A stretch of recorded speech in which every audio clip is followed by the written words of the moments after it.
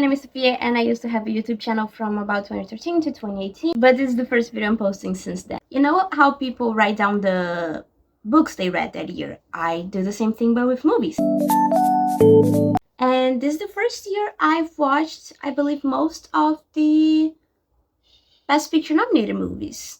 So let's talk about that. Oh, obviously there will be spoilers ahead, so just watch out. Barbie, Margot Robbie, the most popular of all Barbies in Barbieland, begins experiencing an existential crisis. She must travel to the human world in order to understand herself and discover her true purpose. I loved this movie. I cried both times I watched it. I watched it one day after the other in the movies of this movie. And Barbie dolls have such an importance to me. I had no idea how much. I went to therapy to talk about it. It's not a movie for everyone. It's a feminist movie. It's a Greta Gerwig movie. And it's a movie about Barbie dolls. And womanhood. It's also Margot fucking Robbie and a bunch of amazing actors and actresses that maybe everyone knows, but also not everyone knows. But like, I love a bunch of them and I knew a bunch of them. The movie did move me, but the sad thing is that unlike in Barbieland, the patriarchy is still intact. And that can be seen by the fact that, Ken got a lot more attention than Barbie. And also by the state of the world in general.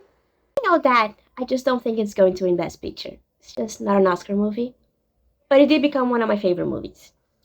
And gosh, I have such goldfish memory. Because if you had asked me about Barbie when Barbie fucking came out, I would have had a lot to say to you. A cranky history teacher at a remote prep school is forced to remain on campus over the holidays with a grieving cook and a troubled student who has no place to go. Now, I didn't catch the first 5 to maybe 10 minutes. It was raining a lot outside, okay, I didn't get it in time. But I love Paul Giamatti so much. I know he isn't going to win Best Male Lead, but gosh darn it, he deserves it. It was a feel-good movie where characters that have nothing in common find something in common, and at first they dislike each other, but then things happen, and they bond, and they learn things about themselves and each other. And oh my lord, I thought the lazy eye was real. I was worried the whole time, oh my god, is Paul losing his eyesight? Is he not going to get good parts of? But I did Google it after, and turns out it's just some crazy good special effects they do not want to share. And I need to know it so bad. But I'm just so happy Paul Giamatti isn't losing his eyesight. Sandra, a German writer, and Samuel, her French husband, live together with their 11-year-old Daniel, who happens to be blind, in a small town in the Alpine region of France. When Samuel is found dead by their son and police suspect murder, Sandra must prove her innocence. Now, this was a great movie. It was entertaining from beginning to end, but also made you think. And even though I don't like open-ended movies, I feel like this one was okay because you are just like any other character in the movie. You don't know the truth. My theory, but remember, it's just a theory. So my theory is that she didn't physically push him, but emotionally. She pretty much told him he's, a shitty writer and, trash in human form. I'd be pretty down after that too. Get it? Down because he fell down. She had the cutest lawyer. He is really hot. And he looks like a live action version of Victor from Arcane. But less sickly. Still very hot. Daniel, the son, was the most clever character. He played his mom, he played the sitter, he played the system, the judge, the jury. Oh my god, and the dog was great. I heard they're getting tons of jobs right now and they weren't before, and that makes me so happy. If I had to pick a movie to win Best Picture, I think it would be this one. Also, maybe because it's not a North American movie. Auschwitz commander Holdovers and his wife Hedwig do their best to build their dream life for them and their children in a house with a garden next to a concentration camp. Out of all the movies I watched, I like this one the least. I get it, they are supposed to be evil, they are Nazis after all, and the pool party scene was perfect to show that. Sunbathing, drinking, making sure children and their friends are having fun. Right next door, people are dying gruesome deaths. In one of the many concentration camps in Auschwitz. Hedwig being so apathetic to that fact and just being proud of her garden and her flowers and her house, ignoring the smell, the sounds, the everything. While her mom, who just came to visit, just couldn't ignore the fact and had to leave. It was just a bit too slow for me. Scenes dragged on for a bit too long, and in the end I just wasn't really sure of what was going on. Fuck. Get ready for some freaky stuff and nudity because that's what you're getting. Young Bella Baxter is brought back to life by the scientist Dr. Godwin Baxter. God. When into the world, she runs away with a lawyer and travels across continents. Free from prejudice, Bella demands equality and freedom. Watching Poor Things felt like being a child in the olden days, when fairy tales were scary and wrong and nobody was safe. I loved the costume design and the special effects makeup, and I would in fact wear a bunch of the clothes Emma Stone's character Bella Baxter wore, except for the little frills, which wasn't for me, but like everything else, really. Also, I did just learn Emma Stone's actual name is Emily Stone, and I don't know, it just feels weird to call her Emma now. The movie did feel a bit wrong and fetishy at times. You know, the fact that it's a child's brain in a grown woman's body and she's getting taken advantage of by everyone around her doesn't feel good.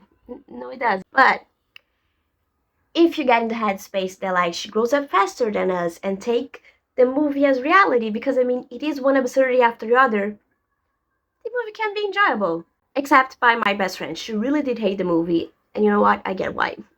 I kind of saw a bit of Rapunzel there. Maybe it was like the long hair and the fact that she was kind of stuck in, let's say, a castle. Rapunzel, if Rapunzel's prince wasn't such a nice person after all, and was in fact played by a creepy Mark Ruffalo, playing the part of Duncan Ledford, the lawyer who promises to show her the world and that he will be the best lover she'll ever have. Lies.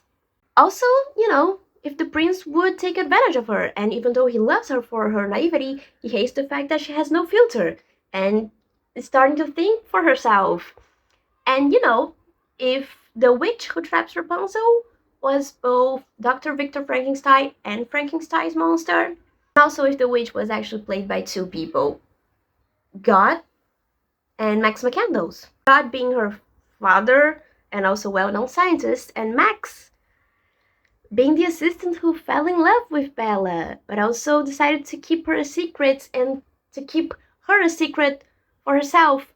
And also he got engaged to her and was a bit of a cuck. I do feel like the movie dragged a bit, you know, the ending wasn't as necessary. Besides that, I did enjoy the movie a lot more than I expected in the beginning. Nora and Hasoon, two deeply connected childhood friends, are wrenched apart after Nora's family emigrates from South Korea. 2 decades later, they are reunited in New York for one fateful weekend as they confront notions of destiny, love, and the choices that make a life. This one also had a slow pacing, but it was more bearable. I actually quite liked this movie. The questions the characters ask and the way they act felt very real to me. Like, it's not because I had a crush on you in the past that I have a crush on you right now, and vice versa. I'm not the same person from 20 years ago, no matter what that quiz said about my mental age being 25. I was in fact 6 years old. And they were 12, and Nora had dreams of getting a Nobel, and a Pulitzer, and an Emmy. Plus, she met someone else, Arthur, who shared her dreams of becoming an author, and then became her husband. His son was just too Korean for her. He wanted to be the main breadwinner, and he lived with his parents, and he was just not what she wanted, and he had to learn that she also wasn't what he wanted. Sure, Arthur was a bit jealous of him, his son and Nora had a connection, the past lives. He was her present, and the one she's in love with, and chose to spend her life with. I think it was a beautiful movie, and I did cry at the end. Monk, a novelist who's fed up with the establishment profiting from black entertainment, uses a pen name to write a book that propels him into the heart of hypocrisy and madness, he claims to this day. The video was ready to be over, but then I watched American Fiction. And now this is also my pick for best movie. I had to pause it many times to have in-depth conversations with my girlfriend about little details and how we felt about the characters and what would we do in that situation. And we would, in fact, also write a bad book for that amount of money. Yeah. Issa Rae, amazing. I loved her character and she was completely right. You don't need to only write about your own life. You can and should write and tell other stories. And sure, not everyone will resonate with it, not everyone's gonna like it, but if it's gonna make white people feel guilty, you're gonna make a lot of money.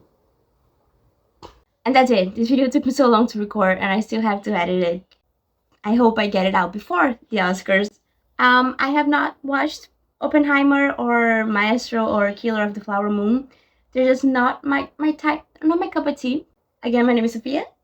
Please like and subscribe and comment down below something about movies, maybe your favorite movie. Maybe one day I will make a video about my favorite movies. I kind of want to do that.